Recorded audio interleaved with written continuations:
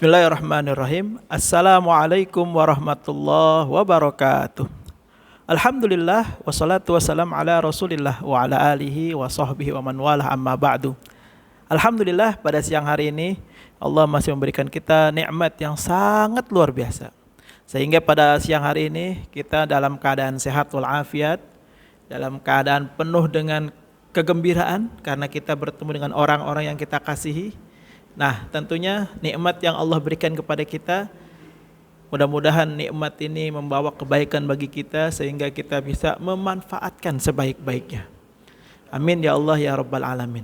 Salawat dan salam senantiasa kita panjatkan, kita sampaikan kepada Rasulullah Sallallahu Alaihi Wasallam.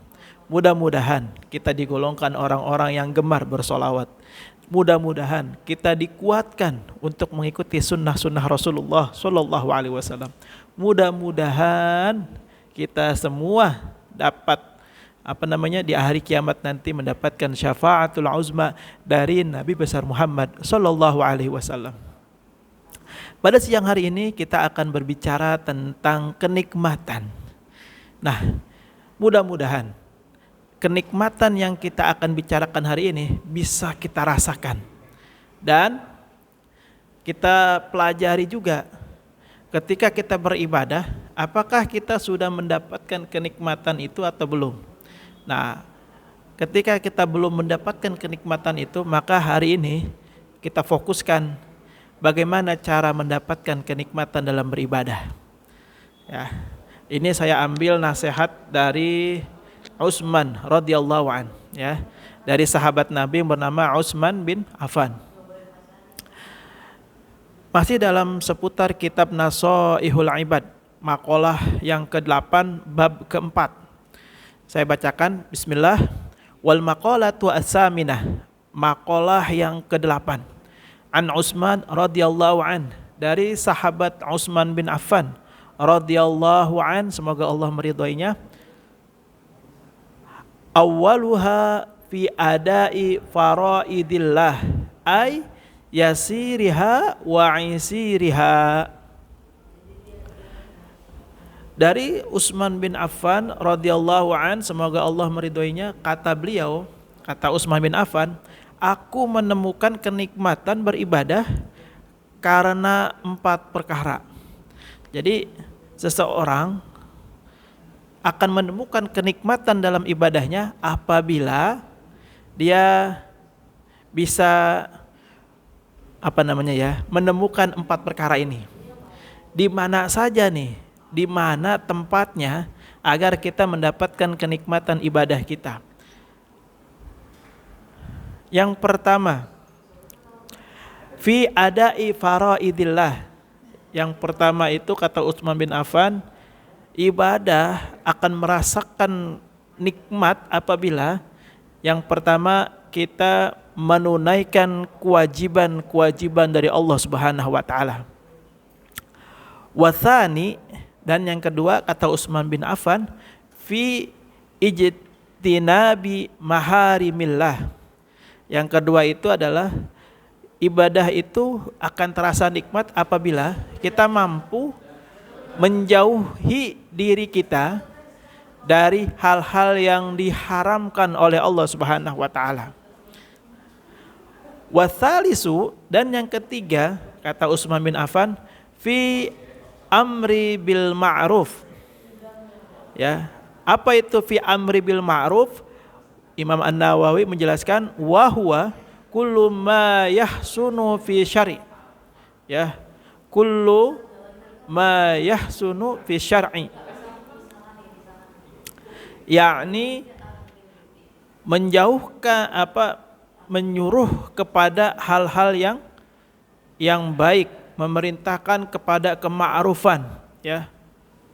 Terus yang keempat, warabi', yang keempat, an-nahyi 'anil munkar, melarang dari perbuatan-perbuatan yang munkar, ya. Wal ittifa', ya, dan menjaga wal ittifa min ghadabillah, daripada kemarahan Allah Subhanahu wa taala. Ya. Jadi sekali lagi, kalau kita ingin mendapatkan sebuah kenikmatan dari ibadah kita, maka yang pertama kita harus mampu mengerjakan yang wajib dari perintah Allah Subhanahu wa taala. Yang kedua, kita mampu menjauhi diri kita dari perbuatan-perbuatan yang haram. Yang ketiga, kita harus mampu memerintahkan kepada hal-hal yang baik, menyuruh kepada yang baik.